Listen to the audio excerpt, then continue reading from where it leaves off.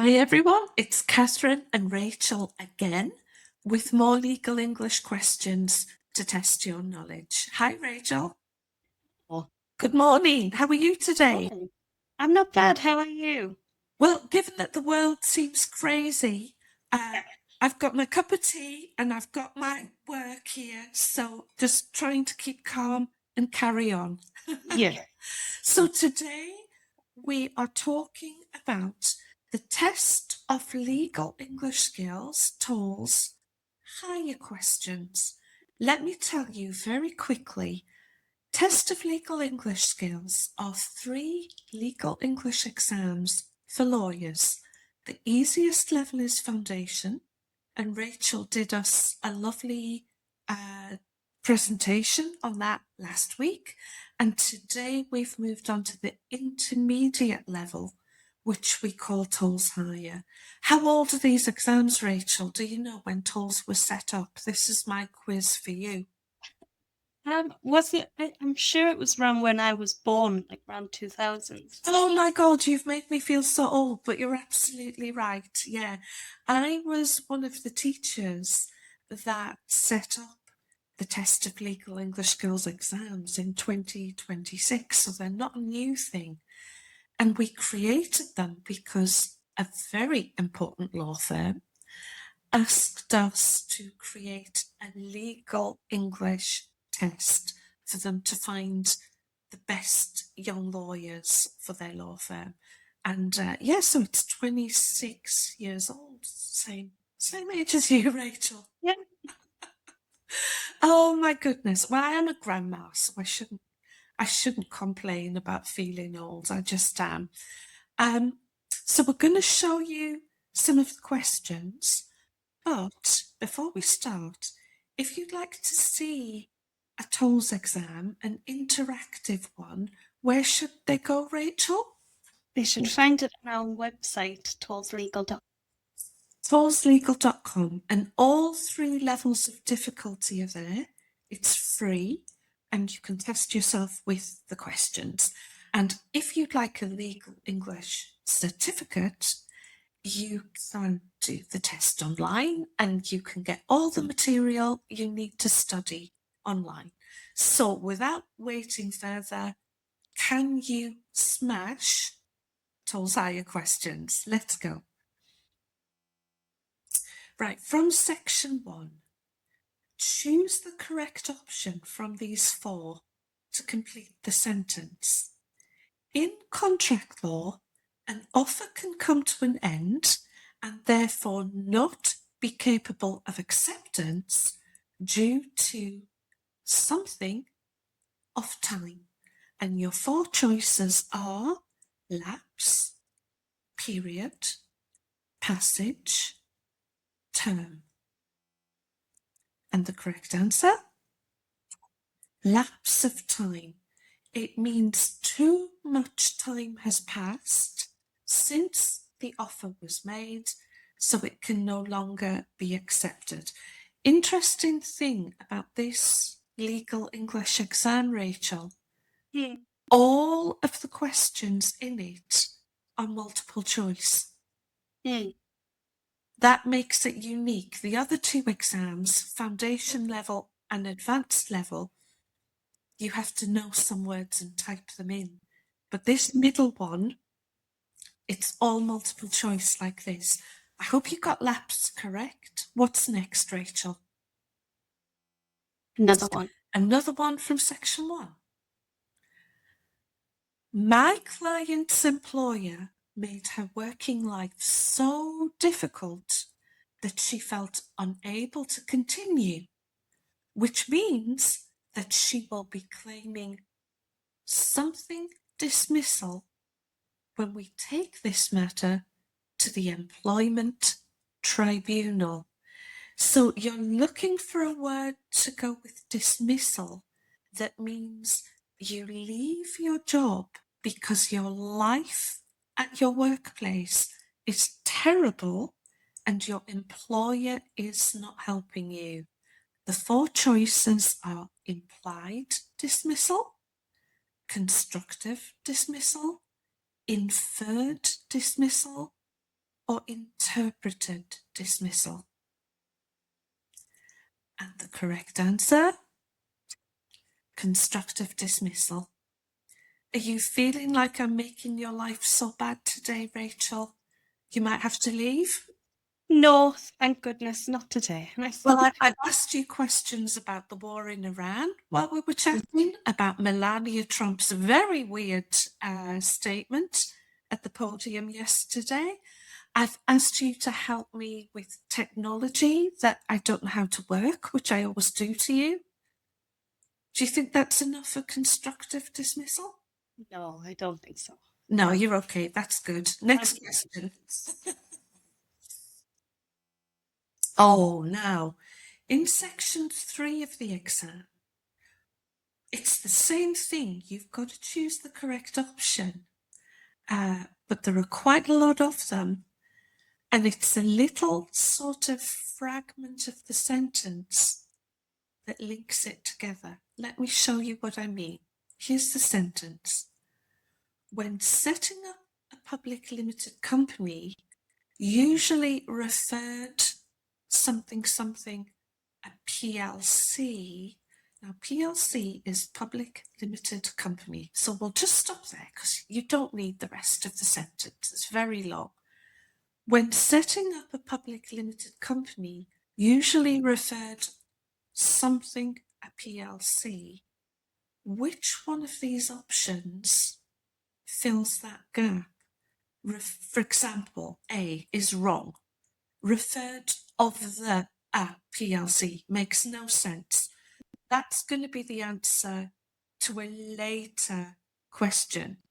How about B? Usually referred of an a. No, absolutely not.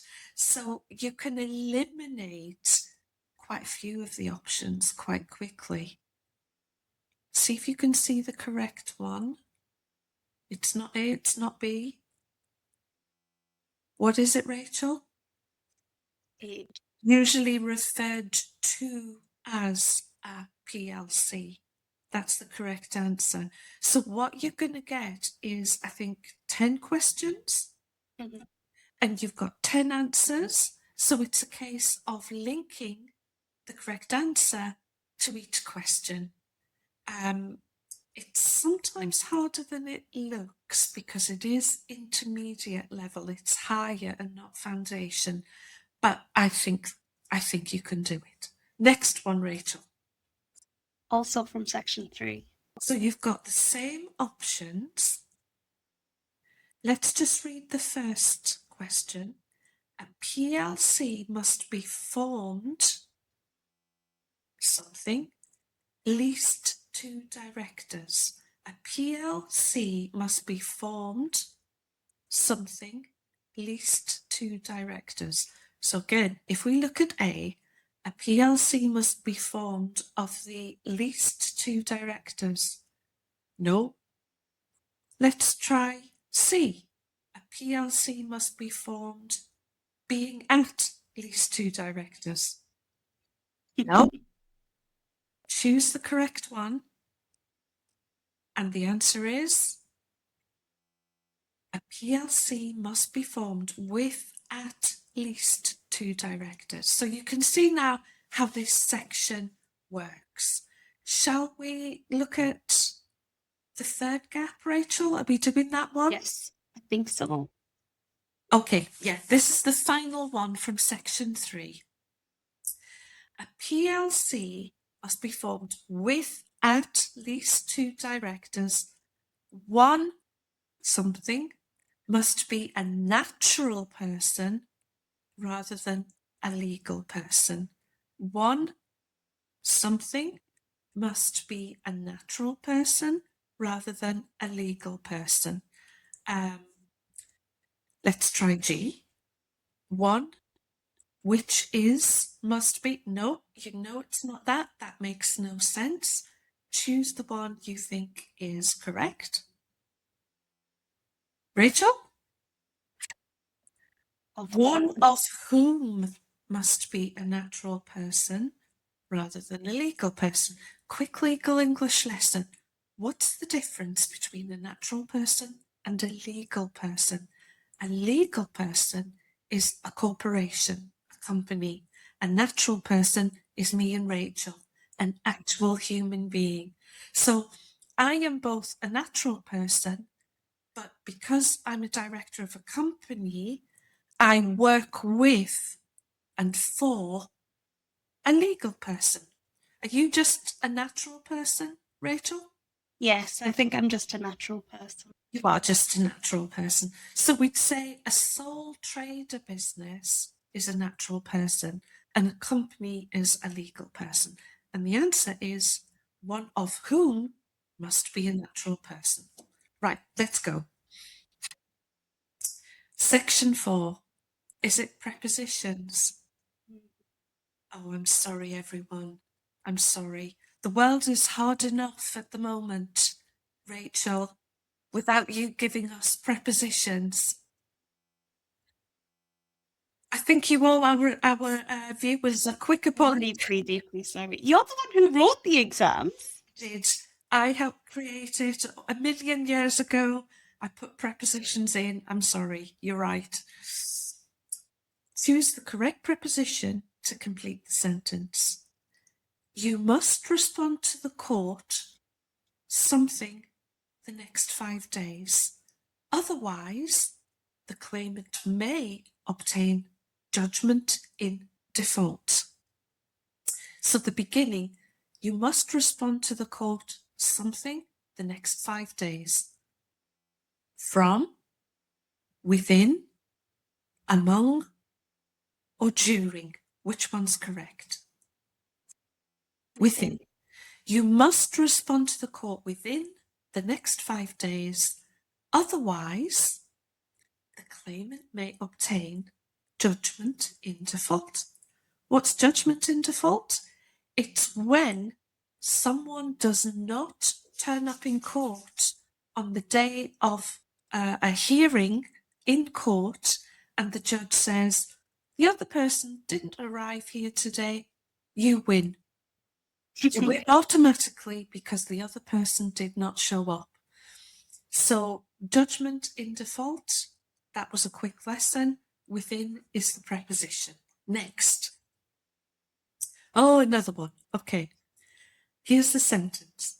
My client has no control, something, how the goods are stored after they have been loaded onto the ship. So we're looking at an export and import here, where goods are loaded onto a ship, and this lawyer is saying, my client has no control how the goods are stored after they've been loaded onto the ship. The options are to, against, under, over. No control over how the goods are stored. That question catches a lot of people. So if you got it right, congrats. A lot of people get that one wrong. Thank you. Next.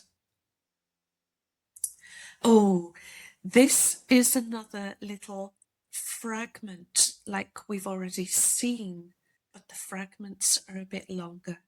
So let's look at the first section. Further to our telephone conversation of this morning, I am pleased to something initial advice. Further to our telephone conversation of this morning, I am pleased to something initial advice. Here are the 4 options. I am pleased to set out in written the initial advice. I am pleased to set out in writing an initial advice. I am pleased to set out in writing the initial advice. I am pleased to set out in written an initial advice. Isn't that horrible? And this is only intermediate level legal English. This isn't even the advanced exam, which don't think about that one. Just get this one correct. So a lot of our students in Cambridge do confuse in writing and written, which is why I've been horrible enough to include it. I am pleased to, Rachel,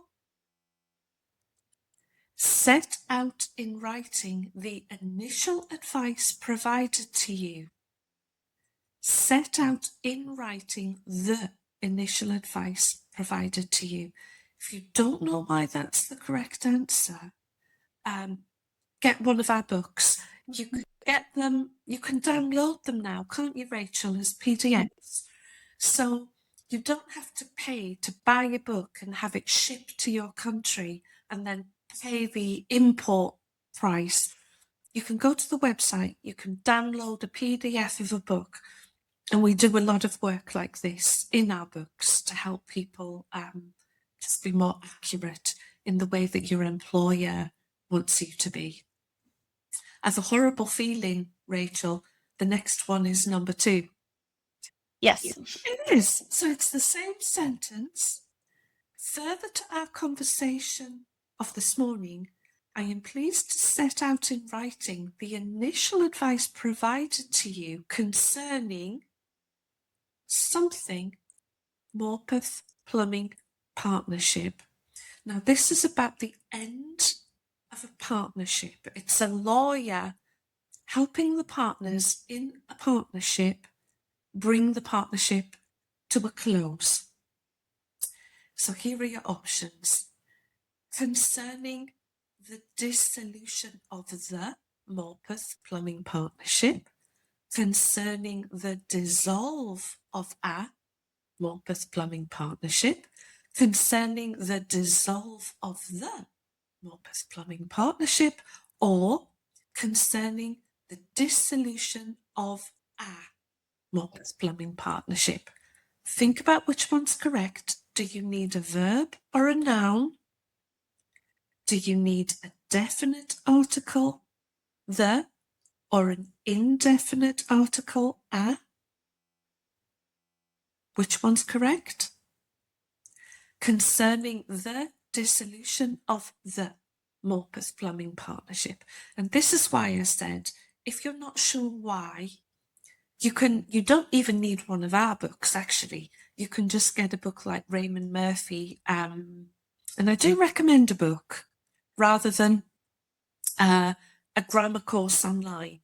You learn grammar much better with a book, but it's the dissolution of the, and if you're worried about articles, sort them out before you look for working law. Next.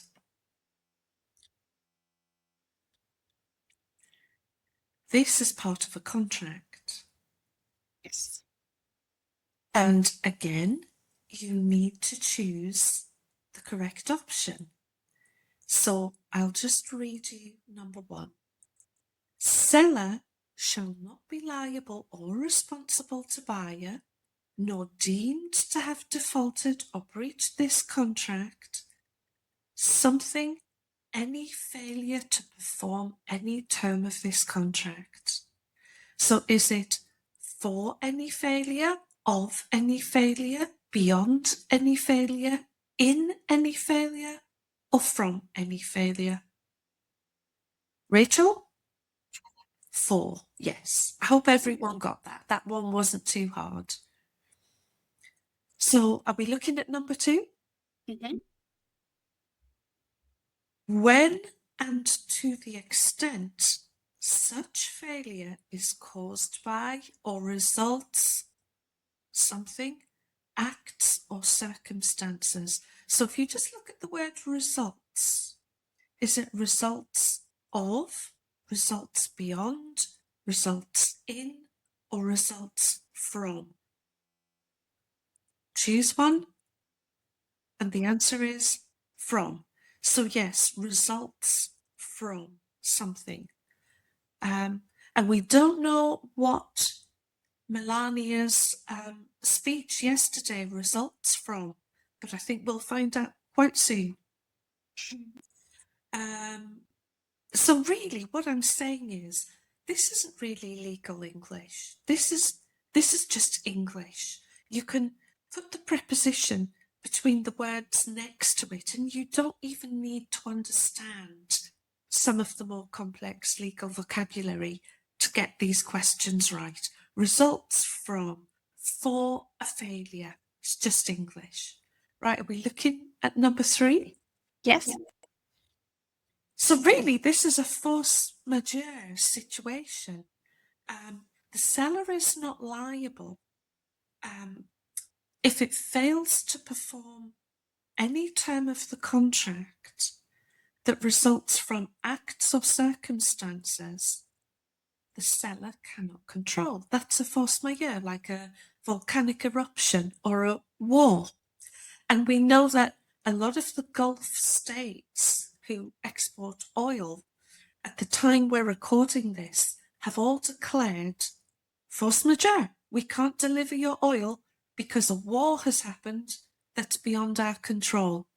So is a war of the reasonable control of the seller, beyond the reasonable control of the seller, in the reasonable control of the seller? And you know it's not from, because that was number 2. So which one is it, Rachel? Beyond the reasonable control of the seller. So at the moment, Saudi Arabia cannot deliver its oil because something beyond the reasonable control of the seller has happened. Donald Trump. Next question. This is from section 10. And again, you choose the correct option to go in the gap. And again, it's from a contract. All 3 of the test of legal English skills exams have a contract section. And that's because your employer really wants you to know the English of contracts. So we include it, even if it hurts a little bit to study it. It's like medicine. It helps you in the end, even though it tastes nasty. So let's look at section 10. Terms of payment are cash within 30 days of the date of invoice or by letter of credit paid something, all payable in the currency specified in the invoice. So you've got 5 options, and there are 5 gaps in the contract, and you simply have to choose which option goes in which gap. So they're all correct for one of the questions. So by letter of credit paid when due here under and all payable, paid any amounts due and payable by, all payable, no. Paid and compounded monthly, all payable, which the seller does not waive by, all payable, no. Paid upon submittal of shipping documents, all payable. Now, in the real test, this is easier because you can see all of the gaps at the same time. So you can take time to work out which one goes where. What's the correct answer here, Rachel? It's D. Paid upon submittal of shipping documents, all payable in the currency specified in the invoice. Excuse me. So this section is hard, but again, if you're thinking, I don't understand this, download a book. How much are they, Rachel? They're not expensive, are they? They're not. So for our course books, which are the ones that probably you'd use on these exams, they are £18, and that's it. You get the full book. You download it. If £18 is a lot for you, what you can do is go to Google or another search engine and take stuff like this from our website and put it into Google Translate. It's not perfect. It's not as good as having a book, but you are at least beginning to learn this language so that you're ready to do your job. There's always a free answer somewhere. So of course we'd love you to get one of our books, but if £18 is a lot, and it is for many people at the moment, you're free to go to the TOLES legal website, copy and paste sections, put it into Google Translate, or if you have something better, I don't know if I trust ChatGPT more. I What? don't know. You know what I do trust more? What? Our YouTube channel. Because That's true. We do yeah, explain these words in videos. We yeah, do. So if you've got time to watch all of our videos, we do explain a lot of legal vocabulary. Oh, and we've got some free downloads of sections of the books. But people often don't like doing long jobs. So if you want to do 2 minutes a day, Google Translate or ChatGPT will help you understand some of these words, but there's nothing as good as Catherine and Rachel. She's absolutely right. Have we got another one, Rachel, or is we that the end? don't. That's But the I end. wanted to show our beautiful high certificate. Yes. Test of Legal English Skills, I think, is the only internationally recognised legal English. You've put beautiful. It is quite beautiful. It's the only internationally recognised legal English certificate in the world, as far as I know. And we know you all do IELTS and Cambridge First Certificate and things. This is not instead, it's in addition. So only the most hardworking law students around the world are going to do it. But we know you're there. You're there somewhere, some of you. Go to the TOLES Legal website. There's a lot of help there for you. And do take a TOLES exam if you're one of those hard workers. So, Rachel, let's get back to the madness of real life now. We're scared to turn on the news, but we need to just get on, and we'll see everyone again next week. Thank you for joining us. See you soon.